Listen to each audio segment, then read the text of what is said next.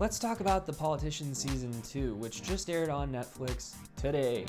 So if you haven't seen it yet, I'm going to be avoiding spoilers, so this should be safe for you to watch if you haven't seen it already and are just interested in hearing my thoughts before you've seen it. If you're new to the channel and if you're interested in seeing my reviews of upcoming shows, movies, and books, occasionally, I mainly do shows. I'm going to be doing Perry Mason. Hopefully sometime my review will come out sometime Monday morning. I highly would appreciate it and recommend subscribing to the channel so that you don't miss any of these upcoming videos and so that you can enjoy being a part of the discussion that we have on this channel on a weekly basis.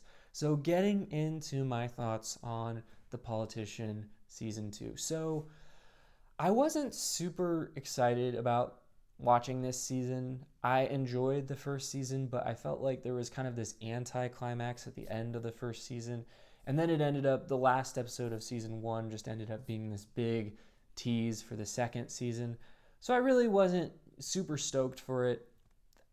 You know, despite the fact that they did this tease for season 2, it just ended up making me not feel that interested. It's funny because you would think that their goal with that was to make me and other viewers like you want to watch season 2, but for me personally, it just didn't do that. Maybe just because it was like they had just ended the season that we just watched in such an unsatisfactory fashion, in my opinion, that I kind of was like, well, why would I be excited about another journey when you aren't even finishing the journey we were on in a satisfactory fashion?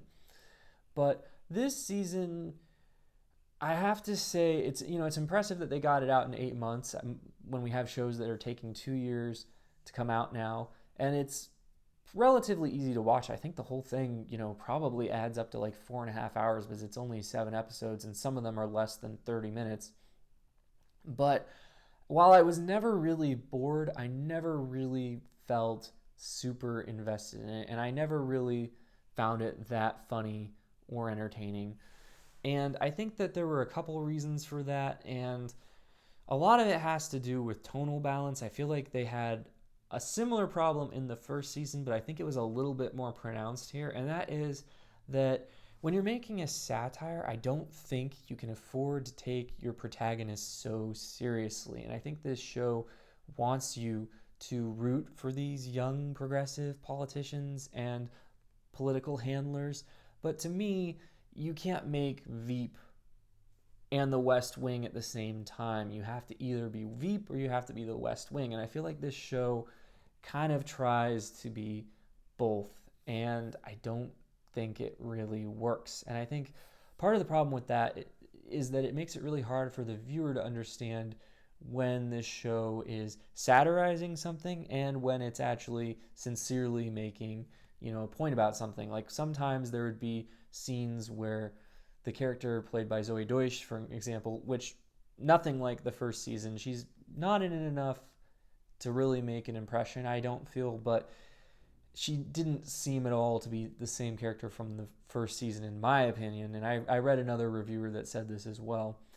And the thing was, there would be these scenes where she'd be doing these ridiculous things to try and have an impact on climate change, but from my perspective, a lot of the things she was doing, you could view it either way. You could view it as, oh, this is intended as satire, like it's making fun of the lengths to which people will go to make a difference as far as climate change is concerned. Or you could view it as completely sincere, and the producers of the show are saying, like, literally that we should do everything that Zoey Deutch's character is doing.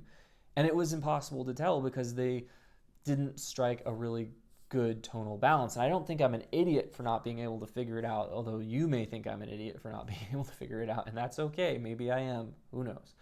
But I think it's mainly because they just don't strike a clear tone throughout, and it just makes it really hard to figure out which end is up and what we're supposed to be thinking.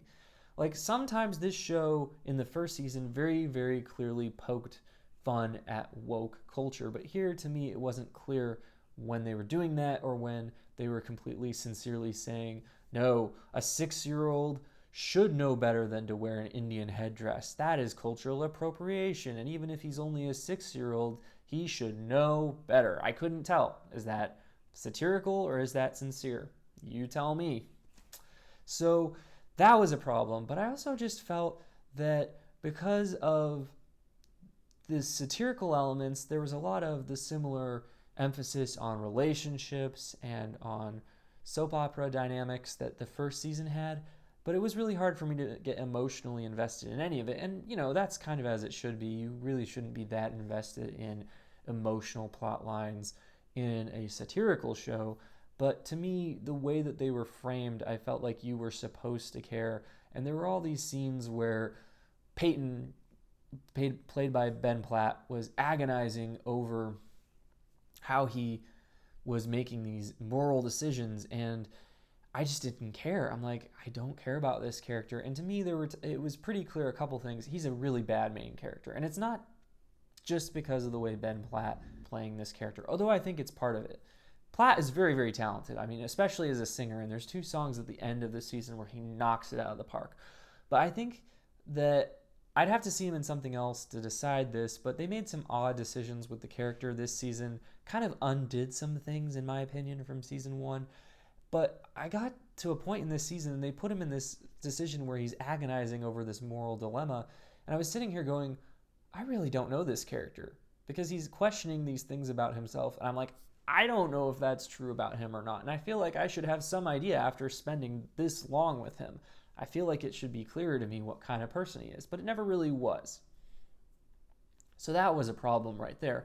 But another problem with him is I feel like, and this kind of, recently I was reading a review by Roger Ebert where he talked about how a strong woman will more likely end up with someone that she disagrees with that has strong viewpoints of their own than end up with a weak person who will just go along with whatever viewpoints they have because they don't care that much anyways.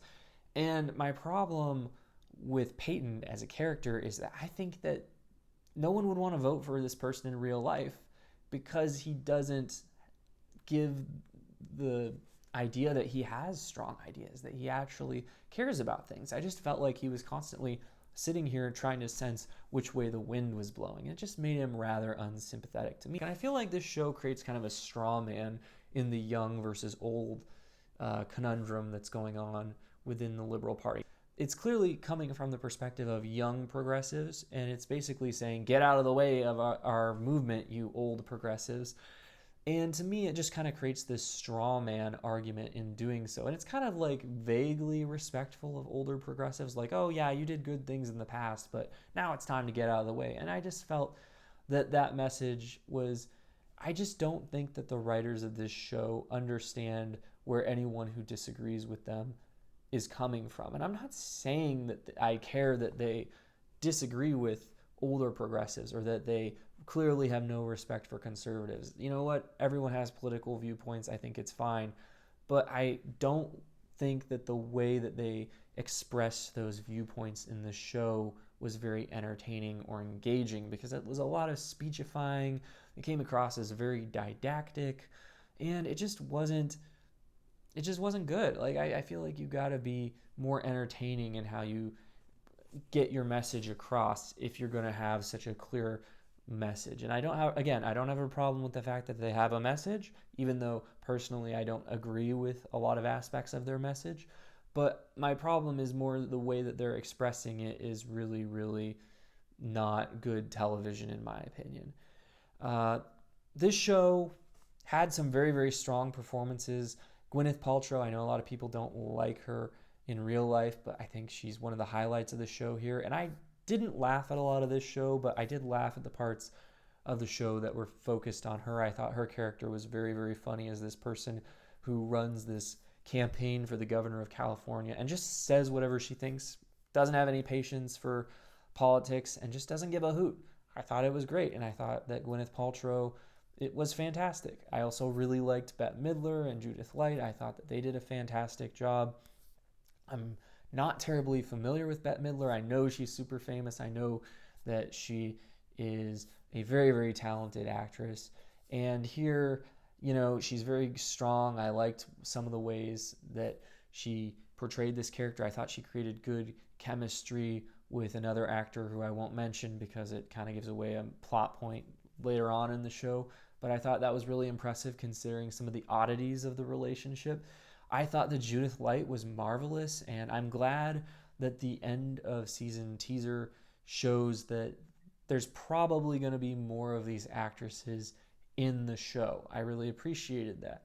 It was interesting. There was one scene near the end with Gwyneth Paltrow and Judith Light where they were talking over the phone. And earlier in the season, they had them go and meet each other, but this had just like both their screens pop up. And I kind of suspect that this might have been, and maybe we'll find out later, but this might have been a scene shot this way because of COVID-19 and their inability to get these actors together in person. But I can't confirm or deny that. That's just a theory I have. But even in that scene, I was completely glued to my screen because I just thought the actresses were doing a phenomenal job.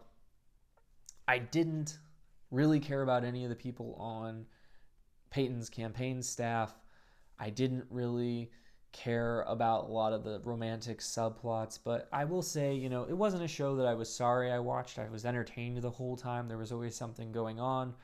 But if you're on the fence about watching it, I might stay on the fence. If you haven't already made up your mind to watch this because you really love the first season and you're in it no matter what for another Ryan Murphy show, I might sit this one out because I don't think it's his best work. He only really worked on writing the first episode anyway, so it's not really, strictly speaking, a Ryan Murphy show that much.